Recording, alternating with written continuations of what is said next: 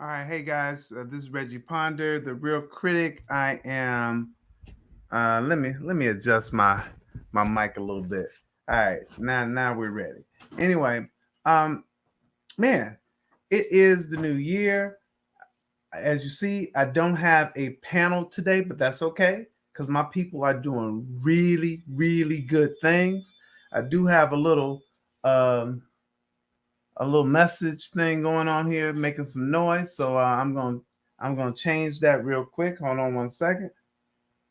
Let me put my do not disturb on because they trying to mess with me over here. All this stuff. All right, got my do not disturb on, and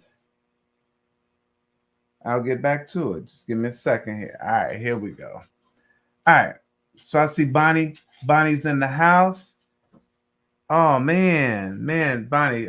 Thanks for not thanks for giving me the news, but I did not know that Sidney Poitier just passed away. And I will tell you is that when it comes to Sidney Poitier, I haven't been starstruck by many people. I just haven't. But that was a person that I always wanted to meet and that I always wanted to interview. I think that the level of excellence and the grace by which he navigated not only Hollywood, but even some of the things from a civil rights perspective, for me, made him probably larger than life. Just so aspirational to say, hey, I would love to have met Sidney Poitier. And Bonnie, since you are in the industry, I wonder, have you had the opportunity or chance to have met Sidney Poitier? Um, Maybe you'll be able to put that in the chat. Um, I will. Wow, I will probably be doing some things to honor and talk about Sidney more, given the fact that he has passed away. But this guy was a real icon. Um, he had an opportunity to host the Tonight Show, and I think he hosted it for one full week. And the way in which he approached that, oh my goodness, he had so many people on. And while I'm talking today, I'm probably going to be um, doing some things on the internet because I can't remember the name of the documentary that details that. But for one full week, Sidney Poitier took the took the reins at the Tonight Show, and his guest was a who's list of guests. Um, Said hello to him once, but never knew him the way other friends did. Wow, it's just really great that you were able to be in Sydney's presence. Um, wow, just such an icon, and it's really interesting to me because certain people, when you say they're icon or you say that they are uh, they're people to look up to, those words for me don't even come close to what I think Sidney Poitier meant uh, from a film perspective, from a racial perspective, just from a life perspective. I'm gonna have to scratch my head and think about this even more so I can come up with some better words, because the words of talking about icon and his contribution, um, I don't even know if it really can be put in words. I'll be very curious to see what happens with his eulogy, because I'm sure that the people who knew him the best will be able to talk about him um, in a way that is befitting someone of his accomplishment. So rest in peace, Sidney Poitier. Thank you so much for all that you have done. With that news, I don't even feel like talking about some other stuff because my mind is just thinking about him and everything that he brought to the table. But the show must go on, and so I want to talk about a few things. I'm not going to keep you guys too long today. I hope not, but I want to talk about a couple of things. Obviously, I want to talk about the top movies at the box office, what the box office is doing. I want to talk about award shows and festivals being canceled or postponed. And then I want to talk about two movies today. One movie is Sing 2, and then the other one is The 355. So I'll try to get through all those things as best as possible, so not to have you hanging on for such a long time. So when we look at the box office for last week, the number one movie was Spider-Man No Way Home. And currently that movie's somewhere at 1.4 billion. When I say 1.4, not million, 1.4 billion dollars at the box office. Now, what's interesting about that? What's interesting is it's the first movie that has made it to the billion mark during this pandemic period. What's also interesting is that it is doing as well as many Marvel movies have done prior to this pandemic period. So this is really, really good news for the theaters, that it brought people to the theaters, because this wasn't one of those movies that was released in the theater as well as where you could stream it. You can only go to the theaters to see it, and you can see that this one, Marvel did a really good job. Now, I like this movie. I thought that they absolutely did a good job. I had some issues with some of the things that his friends were doing. I have not talked a lot about the movie because this one is tough.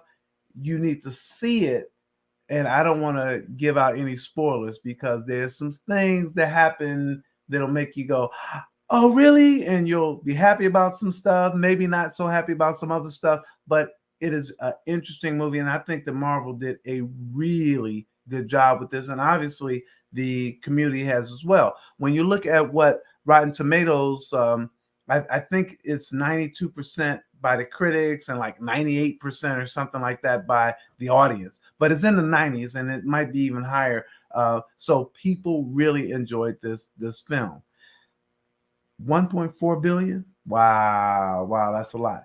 The number two movie is a movie I'm going to talk about a little later with a review, is the movie Sing. And it wasn't even close.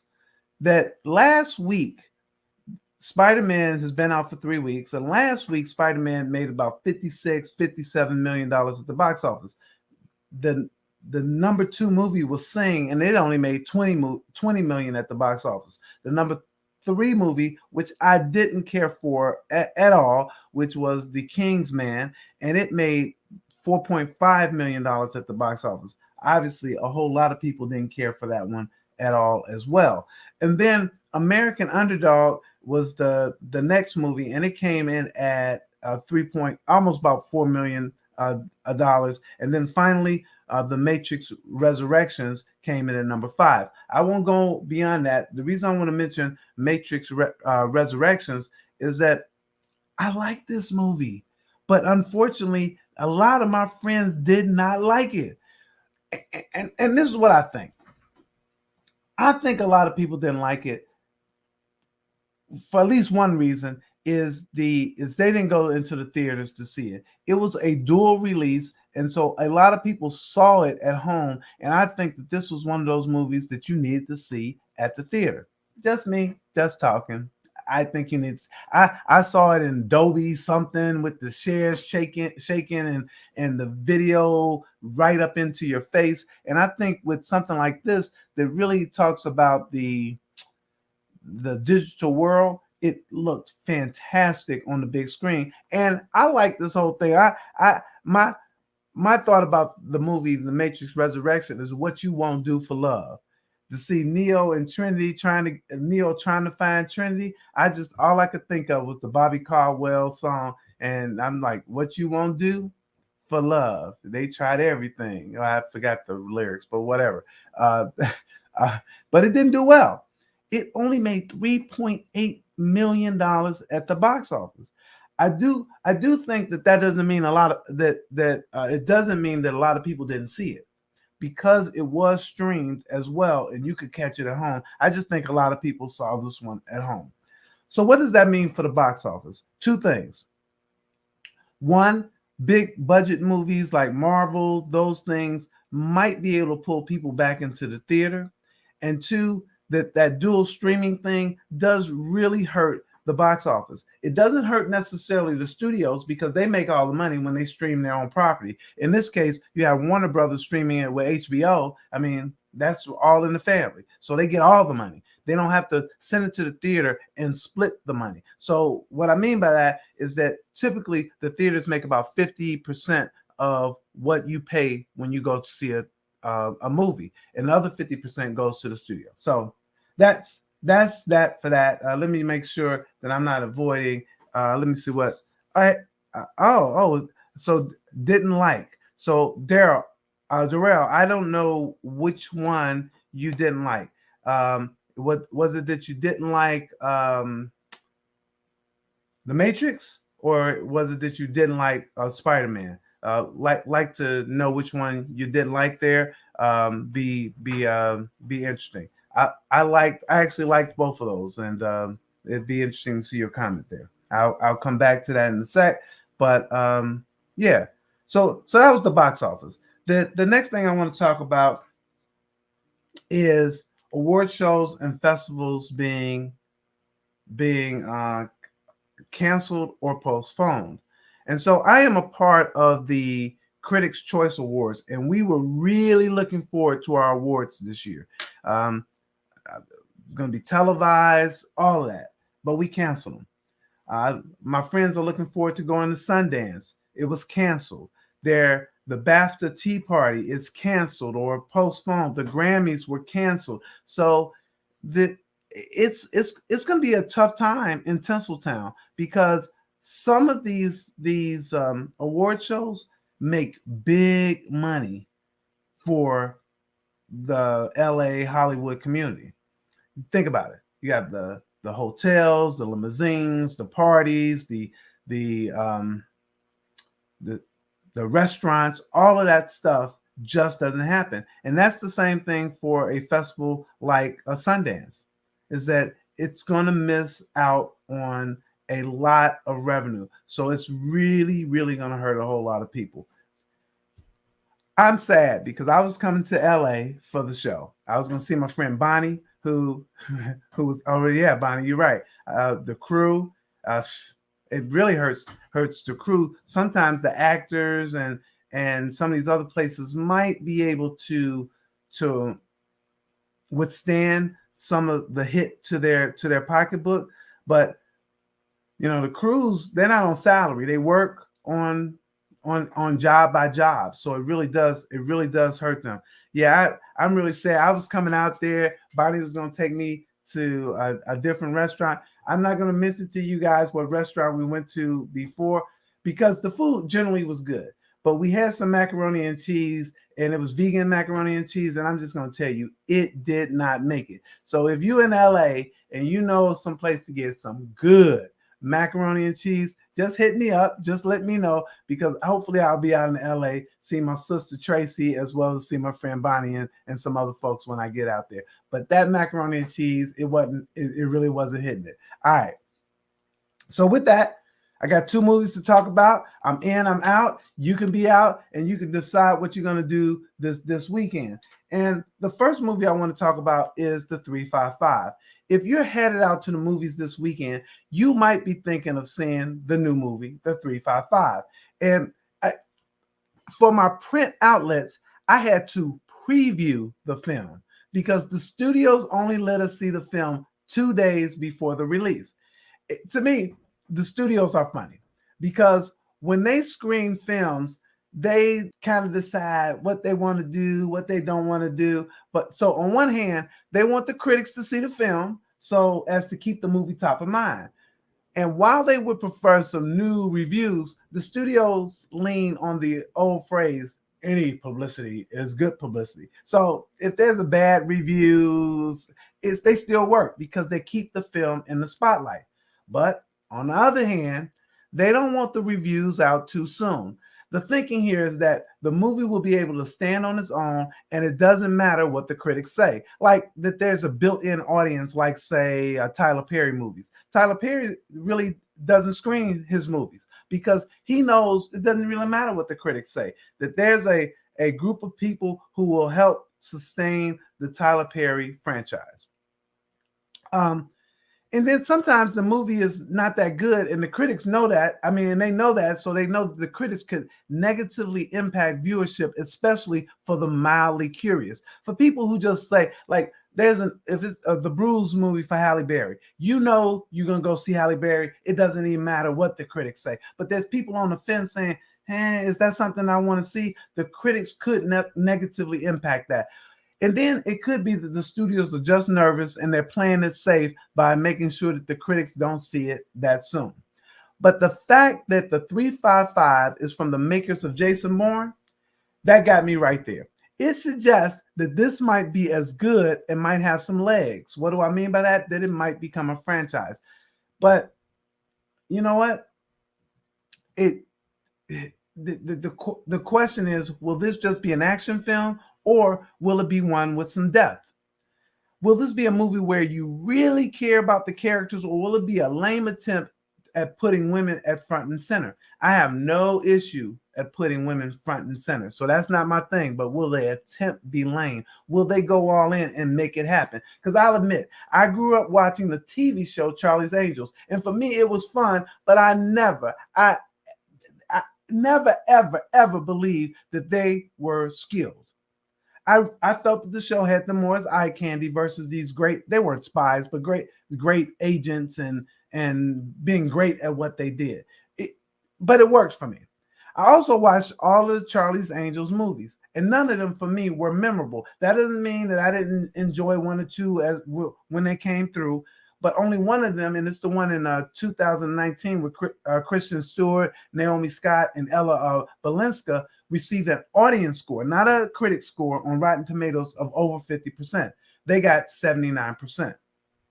So as it relates to the 555, I hope this will be better than Charlie's Angels and more like Jason Bourne, because I loved Jason Bourne. So let's get into it. What's it about? In this movie, a top secret weapon gets into the wrong hands, and 4 top agents from the CIA, MI6, Germany, and Colombia are forced to work together to get it back. The task takes them around the world, and there's this mysterious woman tracking their every move. All right, so set it up, decent premise, right? But so who's in it? When we look at who's in it, you have Jessica Chastain. She plays Mace Brown with the CIA. You have Penelope Cruz, who plays Graciela from Colombia. You have Bing Fan, who plays Lin Mi Xing. And you have Diane Kruger, who plays Marie from Germany. And Lupita Nyong'o, who plays Khadijah from MI6. There's also Edgar Ramirez and Sebastian Stan. So what's to like about this one? I already mentioned it's great to see a female-led action film. I like that. I like that. But my hope is that the characters have some backstories and that the drama around them is so interesting that it's really less about an all-female cast and more about how these agents are clever, skillful, and just plain interesting. The thing that made me love Jason Bourne and that made it so good for me was the writing. It created mystery, it created drama, and I was hooked to go along for the ride. There was a bump in the road when they changed Jason Bourne, but that's a whole nother thing. So the writers of the 355 all have great credits under their names, from TV to the big screen, from drama to comedy. They got X-Men, Marvel credits behind their name. So I'm thinking we're going to get some really good things from them. The first thing that I like about this is that there's some solid fight scenes. You see them fighting, you're like, okay, all right, maybe we got something here. The second thing is the story has some promise that these 4 women come together, that they're all skilled, they're from these agencies. It has some promise. And then the third thing is that it does have a little bit of humor in there, so they don't take it 100% serious, but they keep it serious, but they inject some humor in this. But for me, if you look at this as an action film with guns, explosions, and the like, then this is somewhat fun and serviceable, but it is not memorable. You will not walk away from this movie thinking, wow, yeah, I need to see it again, or remember all the things that happened. In fact, I'm having a little mind shift as we go right now. I see Pam. Hey, Pam. Thanks a lot, Pamela. I haven't even seen you this year, so firstly, Happy New Year. I hope all is going well. But this brings me to what's not to like. Let me see what Pam said. Pam said the 355 is a Chicago bypass. Well, this brings me to what's not to like, and this might mean that some of you guys might want to bypass this movie. The characters for me have no depth. I know many films where this happens because the action is so good, it's frantic, it's so good that you're watching all the action. Do you really care if the characters have depth? But I was really wanting this to be the beginning of a franchise. But because it has no depth, there's really no reason to want them to do a sequel for this, to come back for seconds. There were so many things in the story that either didn't make sense or wasn't fleshed out. And one of them is, I'll just give an example. I won't go into all of it, but one of my biggest problems is, why did the heroes and the villains fail to kill their opponents when they had the chance? I know the reason is that you need them to live so you can have a story, and maybe you can have a franchise and you can do some things later. But because other people were being killed, and they were being killed in brutal ways, and you don't kill your direct foe and you just let them live, for me, that was just crazy. It just didn't work for me. There are many things that probably could have made this better, but I don't really know what they were. Could it be that they could make the characters better? I think so. Give them some more depth. Yeah. Could it mean that they could have done better with the story? I think so as well. Just the story overall. Could it even be that they could have had better action? I think the action was fine, but it was kind of sporadic in ways, because I think they were trying to build the characters, but I don't think that they did a good job. So for me, my rating is, this wasn't Charlie's Angels and it wasn't Jason Bourne. It's just another action film to add to the numbers.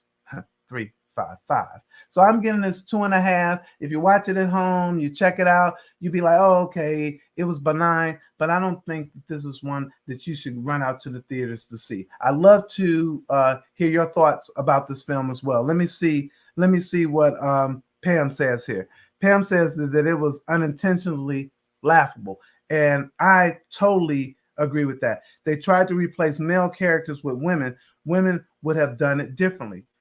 I totally agree with this. Is that I think women would have absolutely have done this differently. So the 355, if it is a bypass, Pam, I like that. I like that. If it is a bypass, I'd bypass it definitely at the theaters and minimally watch this one at home. Now, my last movie before I get out of here, so you guys can get back to your day, is Sing 2. Let's see. I'm trying to make sure I watch these comments in here. It's Sing 2. So you don't need to have seen Sing 1 to see Sing 2. What's it about? So we got Koala, aka Buster Moon, who's played by Matthew McConaughey, and his all-star cast of performers preparing to launch their most dazzling stage extravaganza yet. Now, they have a show. It's in a local theater. Someone comes and checks it out, and they think that they tell them that they're just not good for the big leagues, but they should stay where they are. So in this particular film, you get you get them trying to move to the big leagues, but there's one hitch. First, they have to persuade the world's most reclusive rock star, Clay Calloway, played by Bono, to join them.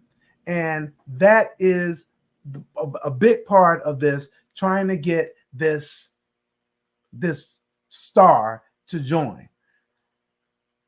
There's a lot of people in it. Matthew McConaughey, Reese Witherspoon, Scarlett Johansson. I could just keep naming. You got Pharrell, Letitia Wright, Eric Andre, a lot of people.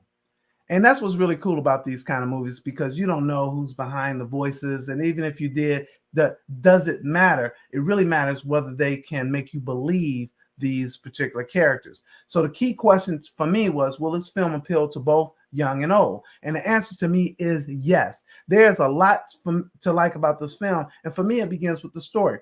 The experience of being told you are not good enough is one that we older people have lived. And for younger ones, that the message of going for it and believing in yourself is important and relevant.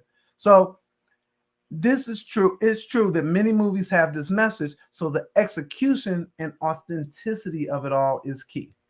For me, the characters are fun and relatable. When you look at Buster Moon, he wants to be great, but he has doubts and allows others to make him feel less than.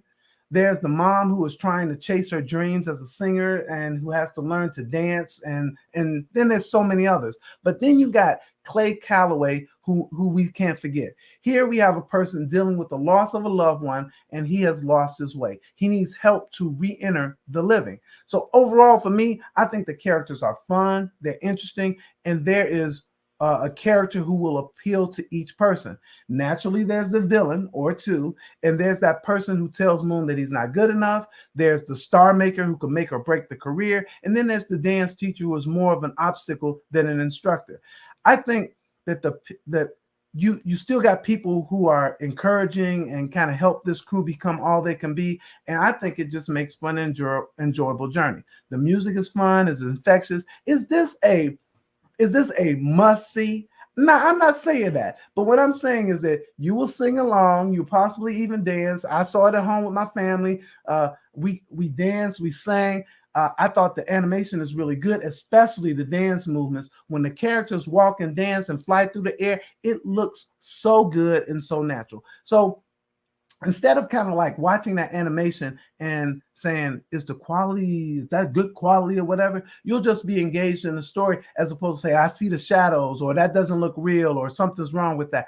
I think overall, this is a solid family film. Again, I watched it with my entire family. I watched it with my wife and my 2 kids, and we had a good time. We sang, we laughed, we ate some popcorn. What's not to like is, I think you already got it. This film is not deep. It doesn't solve the problems of the world. However, while it is not rocket science, it is also not junk science either. It addresses issues people might be dealing with or might encounter, and it does it at a level appropriate for young and old alike. I think it entertains more than it educates, but it does enlighten as well. I think it's simple, it's effective, and it's enjoyable. So I know we're getting to the end of the show. What's my rating? I think this is a fun family movie that adults will most likely not remember, but will not feel mad for having to watch it. I'm giving this one 3 reels out of 4. It was enjoyable. Hey guys, that's it. That's all I had to talk about. We talked, unfortunately, a little bit about Sidney Poitier. I'll be coming back a little bit more to do more of a. In fact, I'm going to assemble some of my friends to do that. To do. Thanks, Bonnie.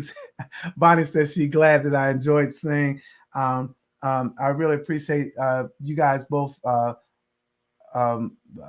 commenting. Thanks, Bonnie and Pamela. I really appreciate you guys.